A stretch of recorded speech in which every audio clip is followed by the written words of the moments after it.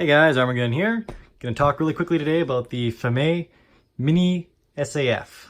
So this is their FAMAE's own pistol caliber carbine, well, not really carbine, but SMG. And they patterned this off of the Sig553 design, which they licensed.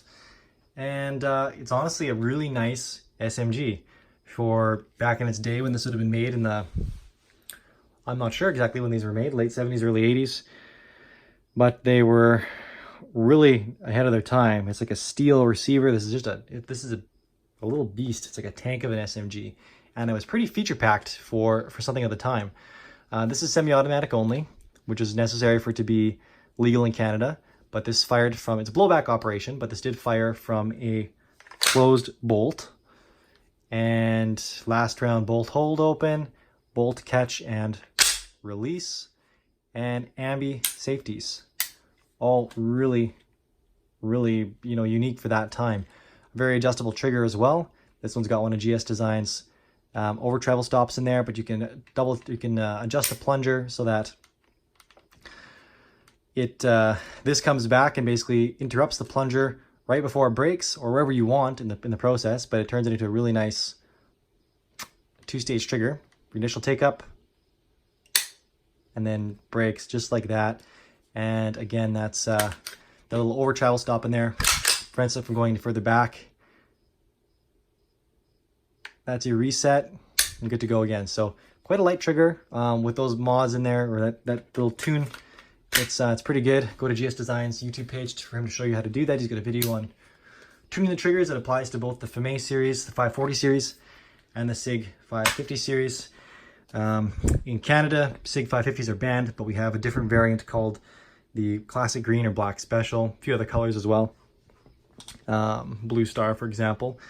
But those were granted non-restricted status, at least originally. They're transitioning to a prohibited class now with grandfathered licensing. But same exact system throughout that as well. This is one of the factory folding stocks, a skeleton stock, kind of a take on the Galil system. It does have this drop down bar to maintain clearance for the charging handle and injection, so that you can use this very functionally from a folded standpoint. All you do is squeeze up to flip that over, and then yeah, you can see you've got full capabilities to rack the slide and rack the charge the gun without interfering with that stock, which is kind of nice. It does also drop your cheek height down enough to see through the diopter sights quite readily. Something that's a bit weird, this is marked for 5. It's really open. They gave you this diopter drum, but they didn't put any other sights through it. There's no other apertures, which you would normally expect to see. I suppose they thought this was such a short range, CQB style weapon, that you wouldn't need that. So for whatever reason, I guess it is what it is. There is an option for a railed mount on this. There's a little dovetail section here. You just drop the mount on, slide it forward so it engages the dovetail.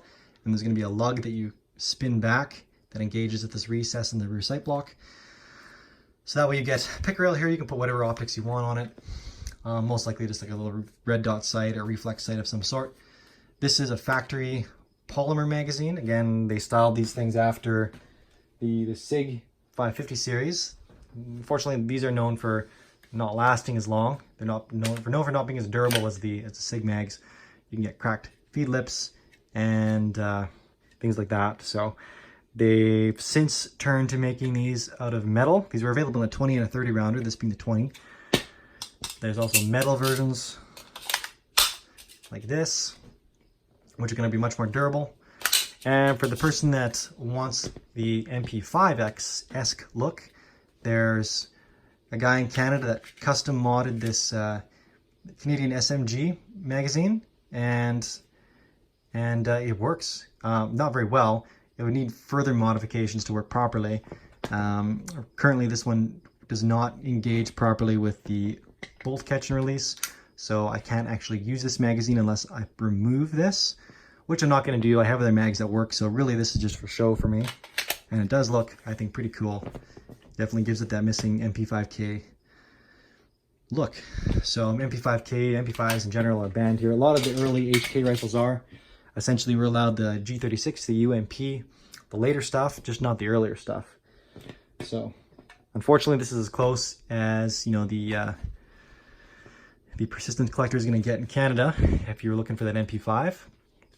But overall, again, really sturdy guns. I was always really impressed by how beefy these things were. And again, as all FAMAEs feature the same stock attachment system, you can use a fixed stock on here. You can use the skeleton folder, or you can even grab one of GS Design's folding stock adapters and throw an ACR stock on there, which is pretty slick. It is a 3D printed part, but honestly, they're pretty sturdy. I've got a couple of them and I haven't had any problems. So I'll just give a shout out for that.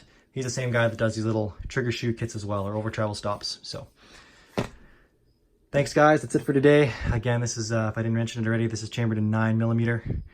And the FAMAE Mini SAF. Thanks so much guys, bye for now.